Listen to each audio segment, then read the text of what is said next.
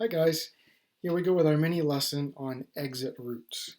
I figured I'd show you the quiz first thing, so if you want to snap a picture of this or just refer to it, you can back up after. I'll also put it up here on the screen at the end. There's basically 4 questions for this one, but there are multiple parts. I'm going to ask you to name the 3 parts of an exit route. I want you to list 2 reasons why you would need to use one. List 3 requirements of an exit route. We're going to talk about this extensively. And the opposite of that would be list 2 hazards that could compromise the exit route. They're kind of the opposite of the requirements. Okay, so there is your quiz. I'm going to close this, and I probably shouldn't have closed it, but I'll find it here in a minute.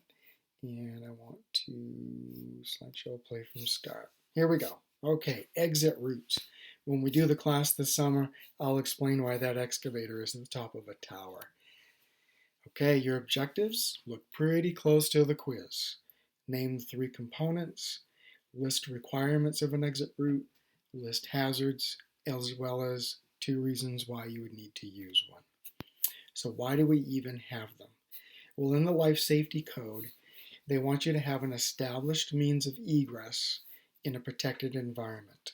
And that's basically what the technical term of an exit route is. It's an established way to get out of a building, and it has to be in a protected environment. Okay, it can't create any hazards. And it's to preserve your life, otherwise known as human resources. Okay, it is in the OSHA standards, and they also borrow quite a bit from the NFPA, which is the National Fire Protection Agency, the NFPA 101 Life Safety Code. A lot of the guidelines around this comes from that life safety code. So when do you need to use it? Well, typically it's going to be in an emergency. And when you have an emergency, depending on what it might be, usually there's going to be a sense of urgency. You typically have to get out right now. You don't have all the time in the world. Conditions can be altered, maybe a lot of people. There could be disorientation with it, smoke, noise, low light or no light. Okay, so whenever you change your surroundings, that creates the disorientation, and it can make it a little bit harder to maybe leave a building.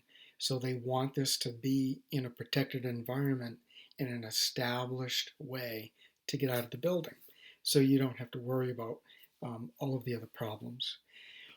When do you need it? Well, it's going to be typically in an emergency. There are a lot of different types of emergencies. Fire is usually the first one that comes to mind, but there is a lot of weather related. Tornadoes, hurricanes, flooding, that type of an idea, okay? Earthquakes would be another one. And then there are man-made emergencies, especially in the world that we live in today. It could be an active shooter situation, okay? Or somebody calls in a bomb scare or something like that. It can also be the regular means of egress. So many times the way you come in and out of a building is their established exit route, and we would use it all the time, but it has to meet certain criteria to be an established route so that it can be used in an emergency as well. Okay, so the reasons you would need to use it: in an emergency, regular means of egress because of a fire, tornado, hurricane, those types of things. What is it? Well, here are the 3, excuse me, the 3 major parts of an exit route. Remember, it's continuous and it can have no obstructions, and it will lead you to the exit or the exit discharge. So the 3 parts. First is the exit access. Okay, this is going to be maybe a room that you're in, a corridor that goes out of the room, or a hallway. Or typically it might even be a door that leaves that room. That's the access, is how you get to the actual exit route, okay? In the middle, typically the longest part, is going to be the exit itself. So think of, like in our classroom, if we're in the classroom, we need to get to the back door in the shop to leave the building. The classroom would be the access. The painted lines that go out through the shop out to the rear door, that would be the exit. And then the exit discharge is typically when you physically leave the building. Okay, so going out a door usually to go outside. So in our room, it would be that rear door. But also outside of the building counts as well. Because let's say you have a really good path getting to the door and you open the door and either A, something is on the other side of the door and you can't open it, or maybe the frost has heaved a patio out there or something, lifted it up, you can't open the door, or there is another sort of obstruction out there. Okay. It can also be a refuge area, and this is going to be in a much larger building, something that covers many acres.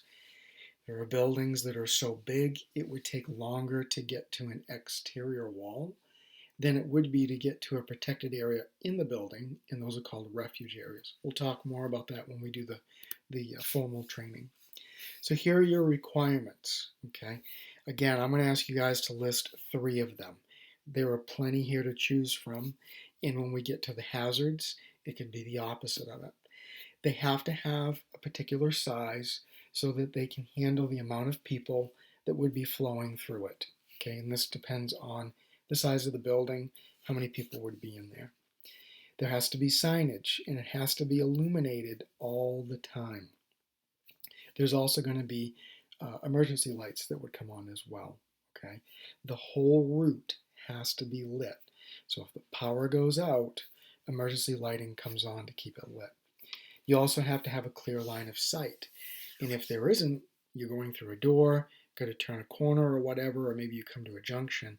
Again, there has to be signage that tells you where to go. You're going to see an example of this in a minute. They do have to be fire rated. Don't worry about 4 stories, more or less, hour, 2 hour. Just know that they have to be fire rated. They have to be able to withstand penetration from flames for a certain period of time. Only necessary openings are allowed into it, so you can't have extra windows or doors opening into the route. It has to be unobstructed, so no hazardous materials, nothing that would allow the fire to spread, so minimizing flammables, okay, like usually no decorations, that idea. Doors have to be self-closing. In other words, if you pass through the door, you shouldn't have to take the time to close it behind you. So self-closing. Doors also have to swing out with the flow of traffic. If you have to pull a door towards you, and you got 50 people behind you trying to go in the same direction you are, you're not going to get the door open. So it has to go out with a normal flow towards the exit discharge. And they also cannot be locked from the inside. And if you think of my classroom door, there are times you guys were locked out. I didn't realize it wasn't unlocked. You can always open the door from the inside without a key, okay? But you can't necessarily come in. So they can't be locked from the outside, from the inside. An exception to that would be if you're going to be in some sort of a correctional facility, jail, penal, mental facilities, situations where you don't want everybody just leaving when they feel like it, okay? But a big difference here, and this is where emergency action plans come into play, there's going to be constant supervision and there is a plan in place if something did happen to be able to evacuate. And we'll talk about emergency action plans, and there's more to this later when we do the formal training. Right now we're just looking at exits.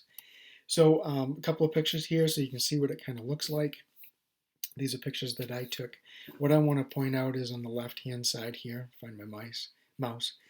Here's the illuminated exit sign, and you can see it's got the arrow that tells you you have to go to the left. So if there was no lighting in here, those would be lit, and you could see the arrow which tells you where to go. You can see it over here as well. It's a different sign, it tells you to go to the left. That's kind of a dead end to the hallway. So you see the sign first, go to the left. Incidentally, if you were to go left right here, it opens you into the exit.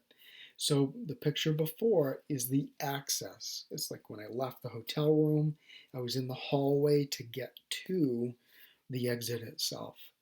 Once I walked through the door and I was into the stairwell, this is now considered the exit. Notice there's no decorations on the walls. The lighting here, even if the power goes out, there is emergency lighting above it. You just can't see it right now. That will come on. Handrails, non-skid surfaces here on the steps. The carpeting is fire retardant. Okay, there is a specific width or size to this exit as well. Okay, and there are standards for that. Then at the bottom, went through another door and you get to the discharge. So at the point where you go through these double doors, notice the doors would open out. It has the self closers here at the top. They're using the crash bars. There's no center column because that would impede the flow of traffic. And then when you look outside, here I am looking out the window, this picture on the right, you can see there's a cement patio here with a walkway. It was in the winter. If they didn't shovel that, or if a bunch of snow came off the roof and piled up there and we couldn't open the door, because they do have to open out, now this thing is rendered useless. Okay, so just a little illustration there of what you're seeing, what you're looking for. Again, that page that showed all of the requirements, when it's time to list some of the hazards, it could be something like doors are locked from the inside, uh, or there is an obstruction outside the exterior door, or it could be somebody storing flammables in the exit route, that type of idea. Okay, so again, I'm going to try to minimize this, and if I can find the quiz again, open that back up. There you go. 3 parts of an exit route. List 2 reasons why you would need to use it, 3 requirements, and 2 hazards. That's what I've got for you guys. Again, this is going to be due on Wednesday. Don't forget, on Wednesday, we're going to do a Google Hangout at 1 o'clock, and I'll be doing a different training with you. If you guys can make it to that and be there for the whole training, it won't be any more than a half an hour. You won't have to take the quiz. But I'll also either pre-record it or record it and post it if you can't make it to that meeting. But I hope to see you guys then. Thanks a lot.